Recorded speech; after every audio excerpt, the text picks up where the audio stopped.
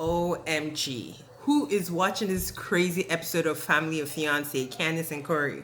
I'm like, this is a doomed relationship if I've ever seen one.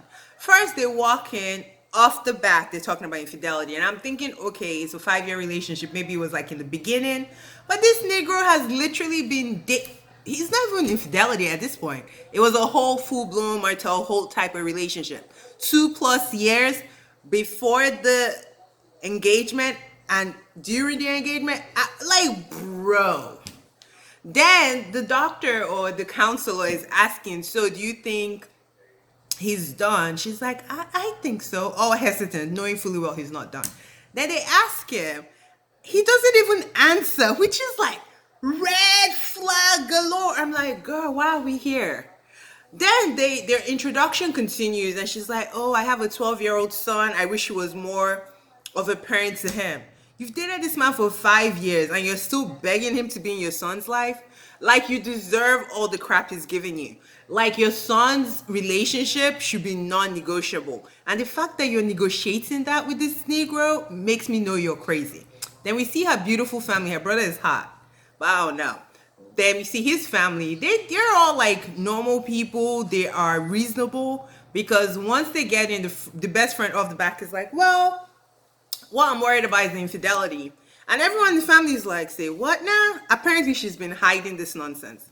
So they find out what's going on. Then the doctor separates them, tells her, go with his family, you go with her family, and stuff like that. So when he's there, they're asking, like, why you not a better father figure to this boy that is basically going to be your stepson in a matter of a year or months, because they're about to get married.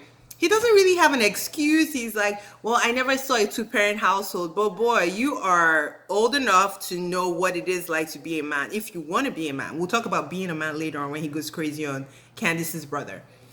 Then they ask him about the whole infidelity, and he like almost has no remorse. And he's like, well, she knew what she was getting into. Say what now? I'm like, oh my God, shoot me right now. Anyways, then we get to her. She's crying. The whole episode is her in tears, unhappy, like proper tears from beginning to end. She's crying because the family is realizing you're with an F-boy, basically, without saying you're with an F-boy, because the sister is like, what? You've been dealing with this. The mom is all flabbergasted. Even the cousin, who is a male, also is like, he didn't even know about this nonsense. And they're all wondering why she is not verbal about what she wants. As far as like the cheating stuff, the son stuff, they're all like, what is going on? Then they have a dinner to see what everybody has been talking about. So everybody's kind of going down the room like the infidelity stuff is worrisome, especially since it still occurred after you proposed. They're all like, when you propose, you're deciding to be with this woman, at least if it's a monogamous relationship you guys are going for. If you guys are doing something else, then that's fine. So you could tell he's getting agitated. I can't remember what Candice's brother asked. It wasn't nothing serious. It was still in line of the infidelity. Like, now are you thinking you're ready to be a father and a husband? And he goes up. He's like, I don't want nobody to be tough, blah, blah, blah. I'm with it. I'm like, this boy, I love the way the brother was just looking like, jump, Negro, jump. Of course, he doesn't do anything. He goes to his bed. He's sulking. And his fiance goes up to him talking about, are you okay? I'm like, girl, they're fighting for you. For you. Why don't you see it, bitch? But I don't know. Their relationship is toxic AF. Then they go to counseling again, where she's like, boo-hooing. And the counselor is like, she's like crying. You don't even comfort her. Then she tries to minimize stuff, like talking about, oh, it's dishes. I'm like, no, it's not dishes. It's you sharing your man with another person. But we're not going to talk about it. And it's your man not being a father figure to your son, who he's been in his life for 5 years. There is no excuse.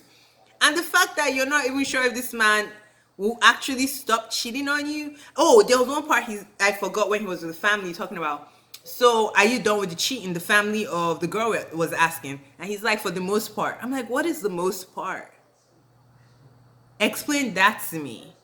The thing was just like crazy. And he goes on this random stupid date that the producers put together. And she comes like, I'm so happy. He listened. Girl, it's 3 days. That's not enough for any kind of real change. Even when you're dieting, 3 days is not the mark. They tell you what, 21 days before you see a change. Then everyone is like at the table where the family of fiance like deciding, do you give your blessings? And all of them gave their blessings. I was very disappointed because I was like, except this shit is fake.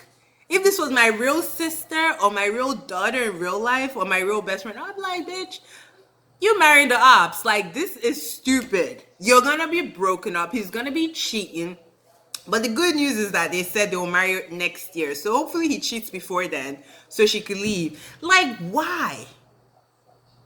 Y'all tell me what you think because I'm pissed. I am so mad. Goodbye.